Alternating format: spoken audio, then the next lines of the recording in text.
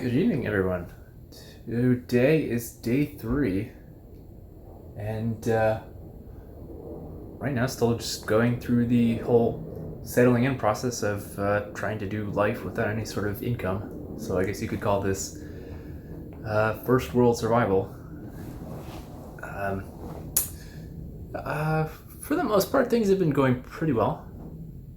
Uh, there have been a few concerns. One instance of, I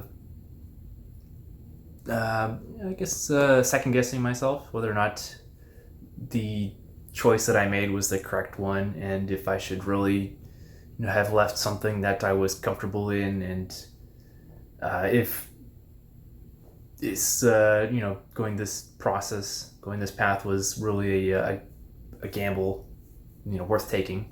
But that has only happened once so far, and it seemed to reconcile pretty well. The only other major concern I can think of right now is a couple of other different expenses that I didn't really consider going into this video series. The biggest one I'm literally looking at right now is my health insurance and what to do with that. It's still currently in effect for the rest of this month, and then after that I am not sure what I'm going to be doing as far as being protected against any sort of major expenses in the event that I hurt myself or something like that. So I've got the insurance to deal with. There's also different aspects of gas and different appointments that I go to twice a month. So I'm thinking that my early estimates of what I can do time-wise with the money that I have isn't quite as long as I thought it would be. I'm thinking now that generously I will have enough funds set aside to do this unemployed project adventure for 5 years at most. And like I said, that's assuming that I don't incur any sort of major medical expenses that just evaporate everything overnight. So here's to hoping that that doesn't happen, and that everything will get all taken care of. I've been wondering what sort of topic I wanted to cover first in this series of different experiments and trials and things that I wanted to do throughout this survival process. And while we're going with the idea of survival, I figured that one of your most necessary survival attributes would be water. So, I mean, you don't really think of water a whole lot when you're in a city environment. You just kind of turn on the tap and just kind of expect it to come out.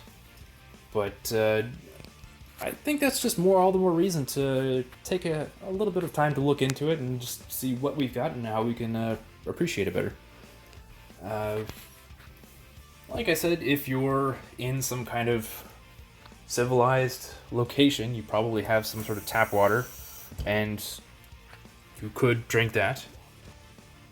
If that was not the case, and you were in some kind of shady apartment location, backwoods, wherever, then your options are to either spend all your money on bottled water, if you're the Monopoly man, or you could go ahead and get one of these water filtration guys.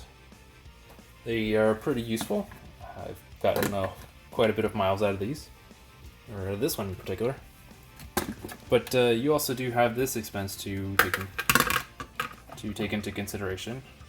These drop-in filters do wear out and clog up periodically, so you have to pay for that.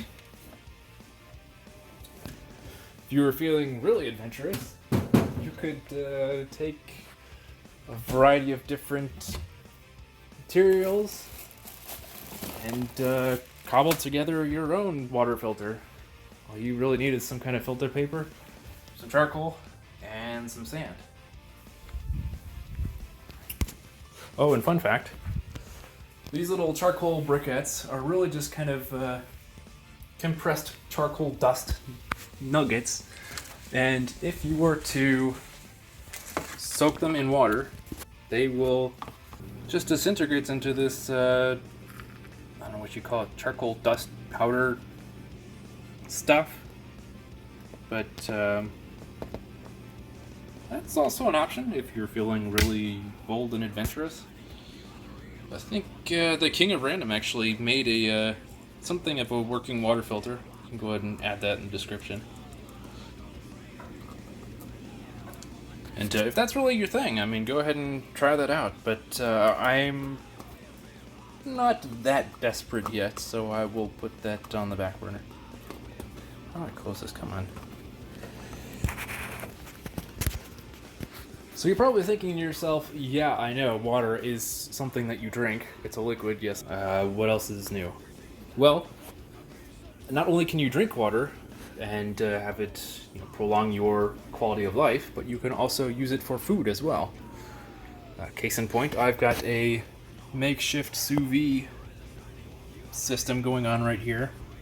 Just a pot, cheapo thermometer, some mostly bone chunk of meat in there that's been in there for 36-ish hours, probably even longer than that, and just a very low heat source.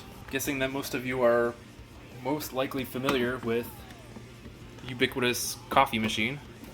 However, I tend to use this for food preparation as well, and I will show you that in just a second. Now, in terms of other food type applications, you've got the basic ramen package, which everyone is most likely familiar with and probably sick of eating. And depending on how hungry you are, you may or may not consider continuing to eat this. However, people might not know is that you have some more options when it comes to using water for cooking. Case in point, you can make other types of noodles that are typically a little bit more palatable. And cooking pasta is actually not too difficult. On top of that, you can also make some soup or something. In fact, I've actually gotten some courage in making soup from Life of Boris. He's done some pretty good tutorials. I'll go ahead and throw a link down in the description for him as well. For now, I'm just going to go ahead and show you guys just how easy it is to make water plus some kind of food implement and make that into an edible thing. Here's how this is going to work. Go ahead and examine your coffee machine device. Make sure it's preferably clean. Yeah. Then we're going to go ahead and just ignore that. Let's go ahead and throw some water in there. You get it pretty close to full, but not quite entirely full, and you'll see why in just a second.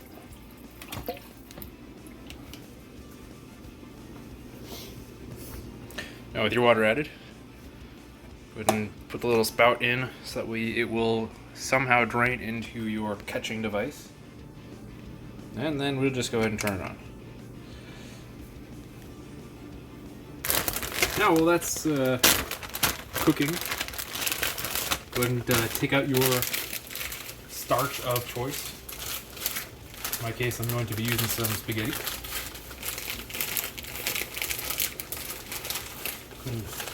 Remove it from the package however you prefer.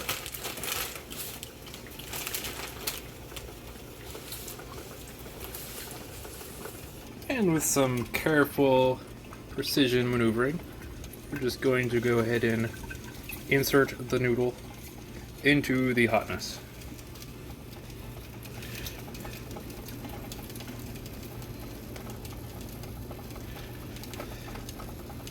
process might take a little while if you're holding a camera in one of your hands.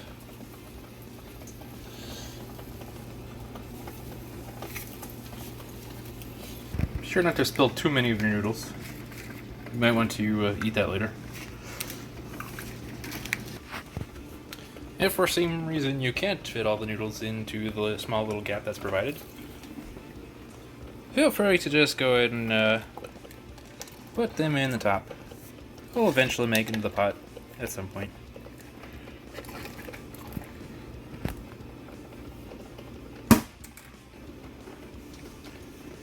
Now we'll just go ahead and gradually let that fill up, wait for our noodles to get all soft, and then we'll take it from there.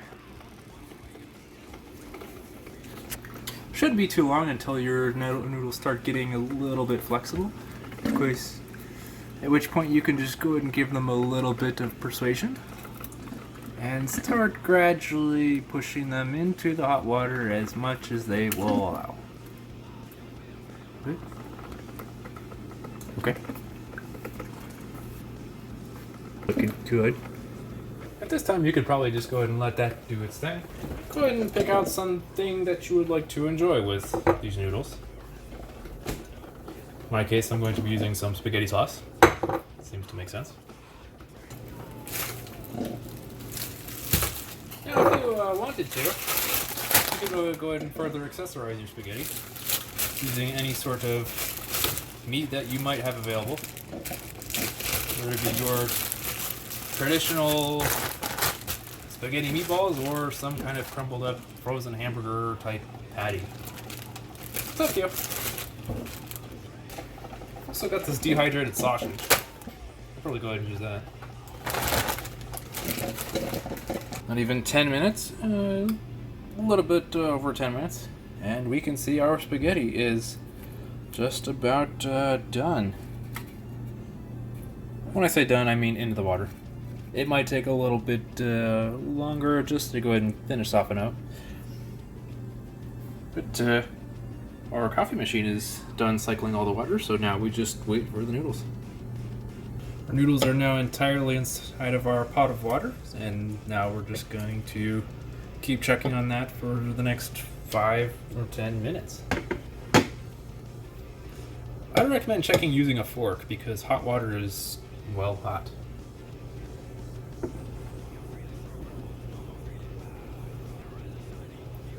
Feel free to go ahead and taste test the noodles for consistency every once in a while. But do keep in mind that the longer you keep them in the water, the softer they will get. And unless you prefer mushy noodles, you might want to remove them at some point. It doesn't take a lot of expertise. You just need to taste the noodles for whatever you think spaghetti should taste like, and then just pull them out of the water at that point. I would say if you're going to pull them out and you've got some uncertainty, it's better to pull them out when they are still a little bit more rigid as opposed to a little too mushy. You can always let them soften a bit more, but it's difficult for them to harden back up. No, still too crunchy. I think that's getting pretty close. So far it's been a little bit over 15 minutes since I started the whole process. So I think I might be straining that in just a second. Oh, and do keep in mind that your sauce is going to add extra moisture to your noodles as well, so don't be overly concerned about pulling out your noodles too early. Yeah, that seems about right.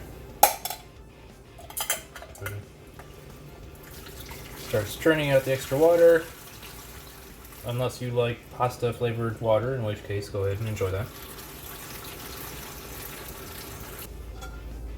So far we got some noodles. Go ahead and add 1 plate.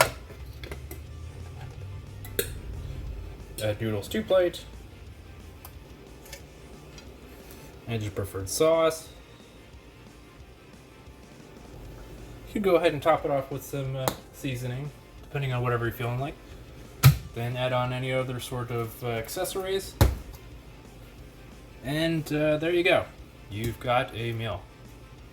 Actually, this is probably big enough for 2 meals, so let's go ahead and add some knife, cut that in half, and now you've got dinner for 2 days. Congratulations, you now know how to use water.